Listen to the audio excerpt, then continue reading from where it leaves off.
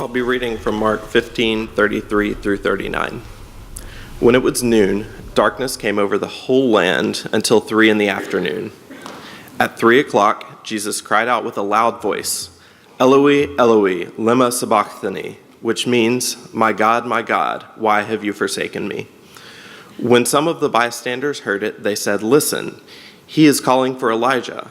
And someone ran, filled a sponge with sour wine, put it on a stick, and gave it to him to drink, saying, "Wait, let us see whether Elijah will come to take him down." Then Jesus gave a loud cry and breathed his last. And the curtain of the temple was torn in two, from top to bottom. Now when the centurion, who was facing him, saw that in this way he breathed his last, he said, "Truly, this man was God's son." This is the word of the Lord.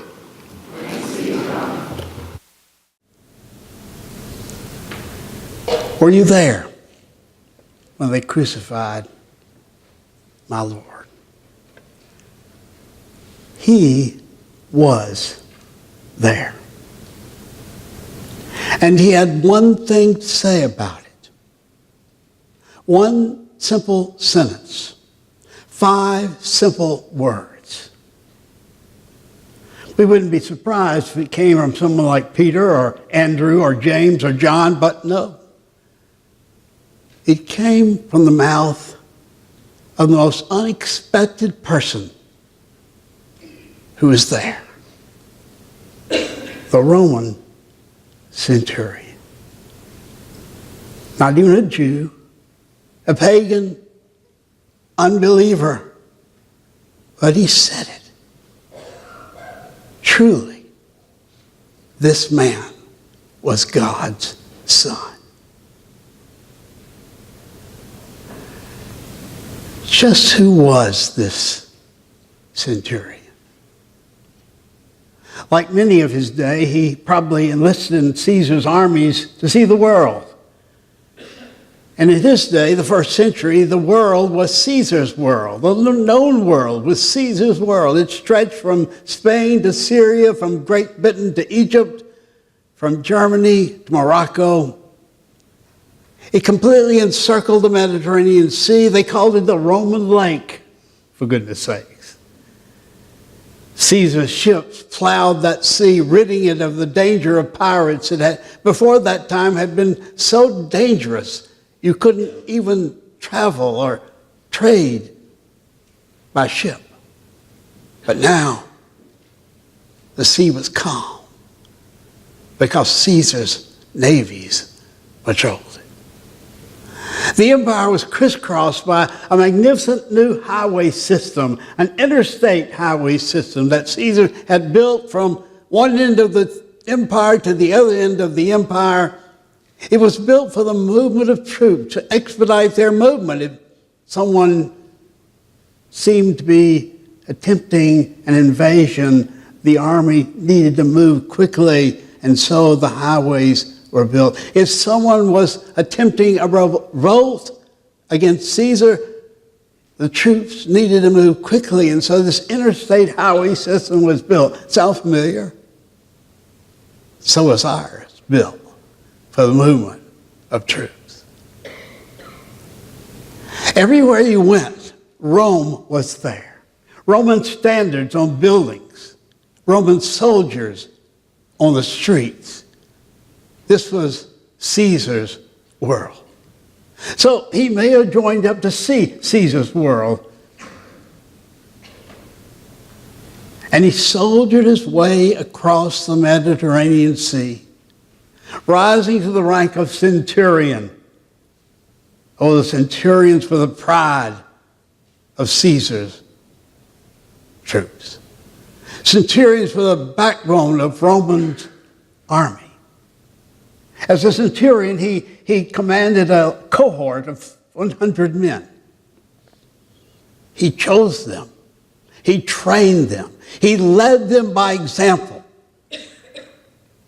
Centurions were known for their incredible bravery in the midst of the most difficult situations, but he was paid well for it. 15 times as much as the common foot soldier. He was a centurion, one of Rome's finest. And he could rise. He could rise in the ranks beyond that. He could rise and after 16 years could retire and maybe be given the command of a town or a village or some high administrative position in the empire if he had been faithful and brave and obedient to Rome's demands. It wasn't unusual for a centurion to become the right-hand man of a Roman provincial governor, like Pontius Pilate, for example. And so the centurion in our story was probably just that, an aide-de-camp for Pilate, a counselor for Pilate, a listening ear for Pilate. So it's not unusual that when Jesus was brought by the chief priests and the scribes to be tried by Pontius Pilate, the centurion was on hand from the beginning. In fact, when Pilate was finished with Jesus, he ordered that he be flogged, and the centurion would have been in charge of that flogging. And Mark says when he had finished with Jesus, Pilate handed him over to be crucified. Most likely to this centurion. His troops knew the drill. They'd done it once, they'd do it again. They began with the game of the king. They would dress the prisoner up in a purple robe. They might give him a staff as a scepter. It would sit him down in front of all of them, and then they would begin to surround him and to belittle him and to berate him and to beat him and to spit upon him. You who would be king, you who would lead an insurrection against Caesar, look at you now. So having been flogged, now beaten again and spat upon, the centurion would order them to lead him bearing his cross to the place of execution, to the place we know as Golgotha. Mark says the execution began at 9 a.m.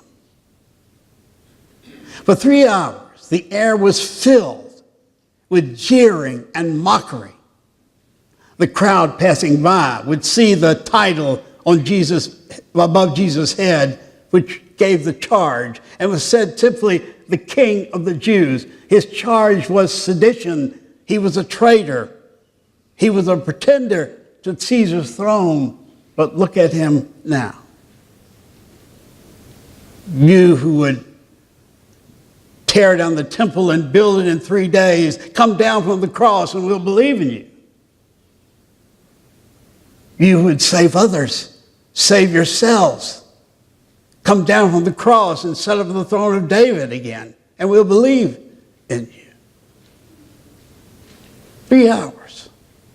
Harangue, harangue, harangue. The cross had been lifted, put in place with a jolt that would shatter the ground. And for 3 hours, listen, the centurion, listen, probably with some glee, he wasn't about to stop anyone. At noon, something unusual happened. The sky began to become dark, and darkness soon covered the land. The centurion had been in many crucifixions. He'd seen many pretenders to the throne crucified in this horrible and shameful way, but never had he seen this darkness, this black darkness that seemed to cover the land, and you could hardly see your hand in front of your face. A hush came over the crowd. What was going to happen next? The darkness lasted for 3 hours.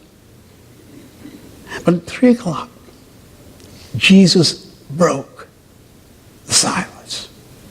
Eloi, Eloi, lama sabachthani. My God, why have you forsaken me? The centurion thought to himself, has his God even turned his back on him? Or maybe he was beginning to recite a psalm, the 22nd Psalm, which begins that way. My God, why have you forsaken me? And ends with celebration and rejoicing at God's salvation.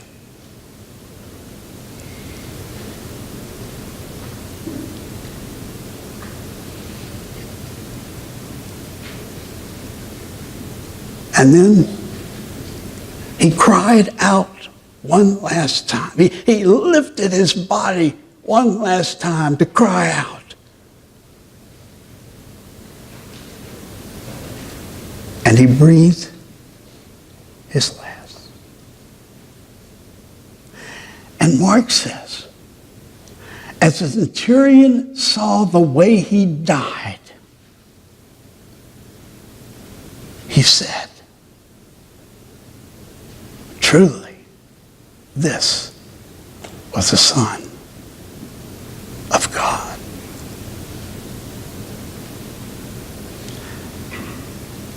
Do you see the irony here? Caesar's servant is announcing that Jesus, who is dying and now dead, is the Son of God.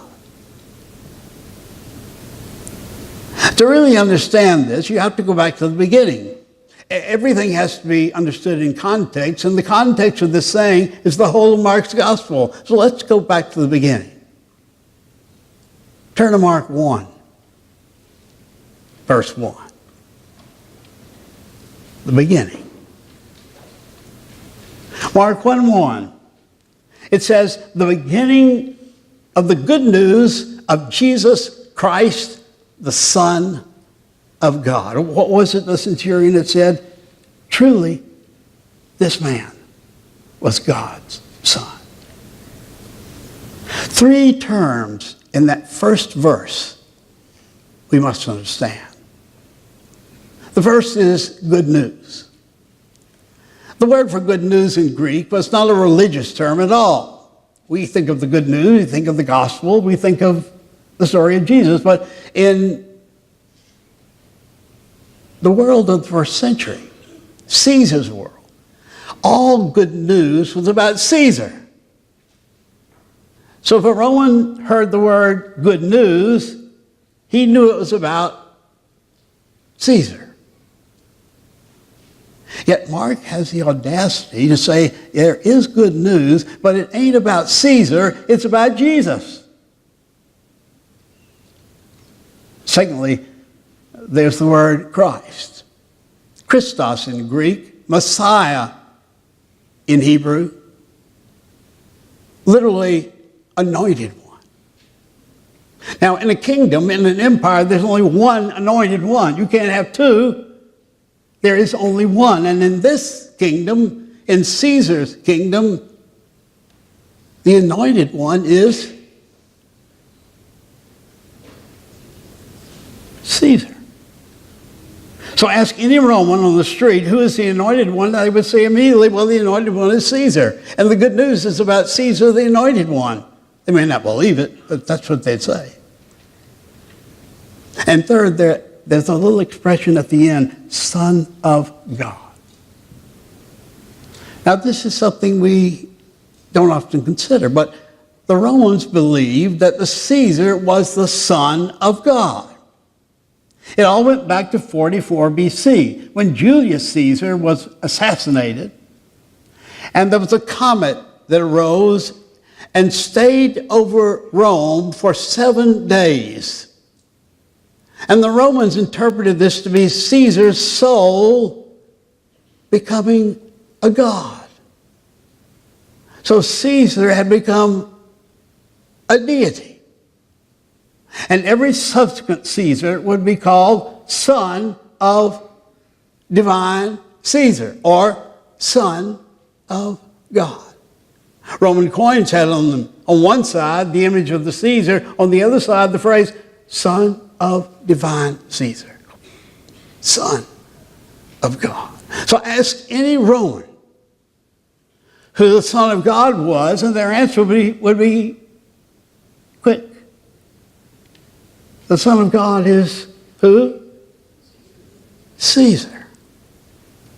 But Mark has the audacity to say that a Jewish carpenter who was crucified by the Romans in a backwater province called Palestine was the real Son of God. Now, stay with me here. In his book, Mark talks about the Son of God in 3 places. First in the title, but then the first place is in Mark 1, 9 through 11. So turn there. Mark 1, 9 through 11. And what's going on in those verses? What's happening there? You can call it out. You can answer. This is called theological preaching. The baptism of Jesus. And in his baptism, there comes a voice from where? Heaven. And what does it say? You are my son, my beloved, in you I am well pleased. Now, that is putting together 3 Old Testament texts. You are my son is from Psalm chapter 2, verse 7, the royal psalm, the psalm that was sung at the coronation of every king of Israel. So the voice was saying, yeah, Jesus is the royal son, the Messiah.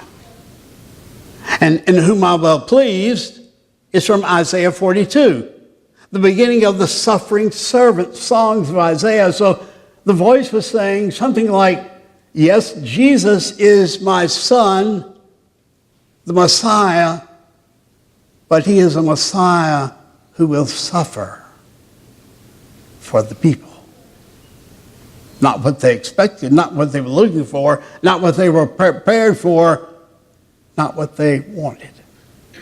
But there's one other thing there. It's in the word beloved. You are my son, my beloved, in you I am well pleased. And that little phrase, my beloved, comes from way back in the book of Genesis. When in Genesis chapter 2, God calls Abraham to take his one and only son, his beloved son, and sacrifice him on the mountain. You remember the story. They load up servants, donkeys, all the equipment for a sacrifice, the fire, the wood. They make their trek to where God tells them to stop. Abraham and Isaac, his son, go up on the mountain. And on the way up the mountain, Isaac is a bit concerned. He says, Dad, we've got everything we need for the sacrifice except a lamb. And there don't seem to be many lambs up here on the mountain. And Abraham said, don't worry, son. God will provide. So they go to the top of the mountain. He lays out the fire for the sacrifice. He takes Abraham, he takes Isaac, his son, and lays him on the altar, fire. He takes out his knife, to thrust it into Isaac. And as he raises the knife, a voice comes from heaven again and says, "No, Abraham." And they see in the bushes a ram, a goat, a sacrificial animal. And so God provided.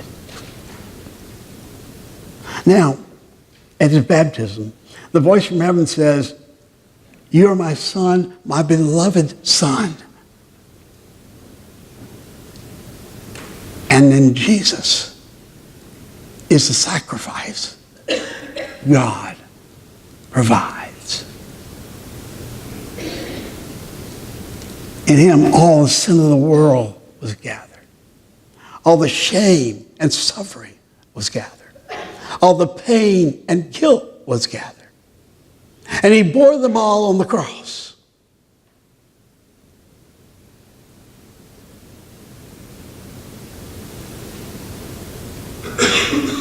The second place the Son of God appears in Mark is in chapter 9, verses 2 through 8. So turn there. Mark 9, 2 through 8. It's a story of the Transfiguration. Jesus takes Peter, James, and John to the top of the Mount of Transfiguration. While they're there, a cloud descends upon them, and they hear a voice from heaven saying, "This is my son, my beloved. Listen to him." Now, that suggests that they're not listening. God says, "Listen." It's right in the middle of three occasions where Jesus foretells the fact that he's going to Jerusalem to suffer and die for the people. And they will have none of it. Peter says, "This can never happen to you. I'll be sure of that." Jesus says, "Get behind me." Oops. Who? Satan. For you're thinking the way men think, not the way God thinks. So on the Mount of Transfiguration, God says, "This is my son, the Messiah. This is my beloved son. Start listening to him." And then we come to the third occasion at a place called Golgotha, where Jesus hangs suffering and dying on a Roman cross. And the centurion has seen it all. And the centurion has heard it all. And the centurion says, "Truly, this man was the Son of God." Do you see the irony? Not Peter, James, and John, not even a disciple of Jesus, but a Roman centurion says, "This man is God's son." And the irony of the fact that here is Caesar's servant identifying the real Son of God.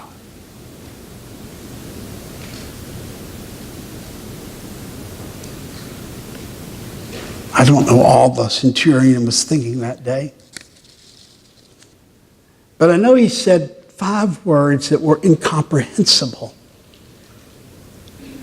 for him to be saying. Maybe he was thinking something like Isaiah. When Isaiah wrote these words, "He was despised and rejected by men, a man of suffering and acquainted with grief. As one from whom others hide their faces, he was despised, and we held him of no account. Surely he has borne our infirmities and carried our diseases. Yet we accounted him stricken, struck down by God, and afflicted. But he was wounded for our transgressions, crushed for our iniquities, and upon him was the purification and the punishment that made us whole. And by his stripes we are healed." All we like sheep have gone astray. We have turned to our own way, and the Lord has laid on him the iniquity of us all. On Jesus. On the suffering servant Messiah.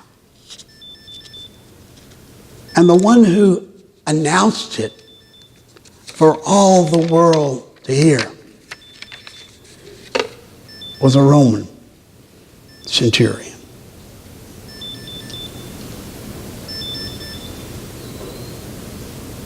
It was unimaginable, but he said it anyway. It was unthinkable, but he said it anyway. It was a sign that things were going to be changing, that the world was going to be turned upside down, that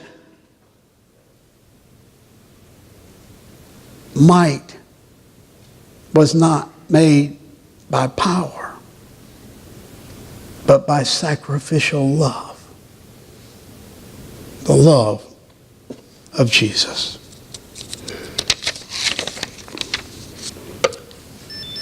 So we now stand at the cross with the centurion. I don't know, but maybe by some mystery, maybe by some kind of mystery, when he surveyed that wondrous cross on which the Prince of Glory died,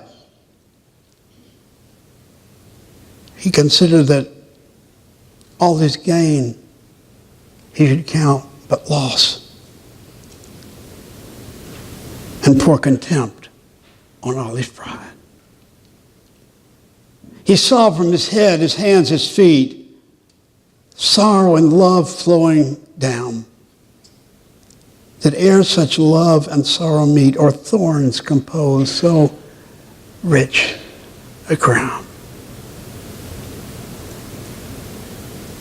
Surely, truly, this man was God's son. And I just have to believe that if he said that there, that somewhere along the way, as that event he saw worked in his heart and in his mind, he came to the place where he stood to say, were the whole realm of nature mine, that were present far too small. Because love so amazing and so divine demands our soul, our lives, our all.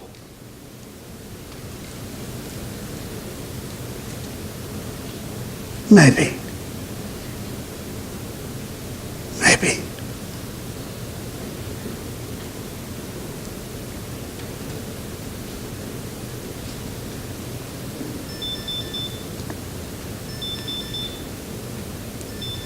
Lord, in these moments, we are overwhelmed by your love, by the story of the Jesus who came and lived and died for us, bearing in himself all of our sin and guilt, all of our sorrow and shame.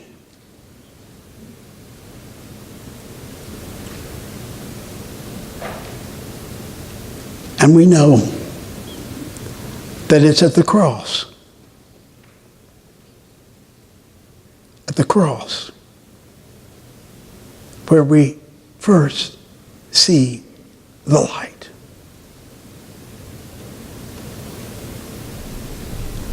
For alas, and did our Savior bleed, and did our sovereign die?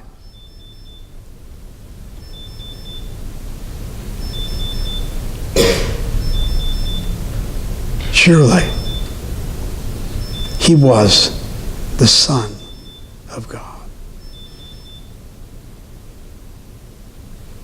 Just as the Roman centurion.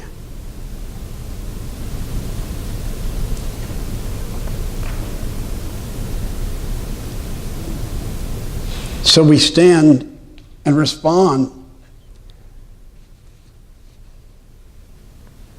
But that great old hymn at Calvary.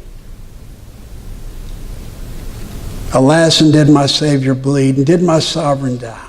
Would he devote that sacred head for sinners such as I? The answer, according to the centurion, is yes. Yes, he did. And I was there. I saw it. And I said it. Truly, this man was God's son.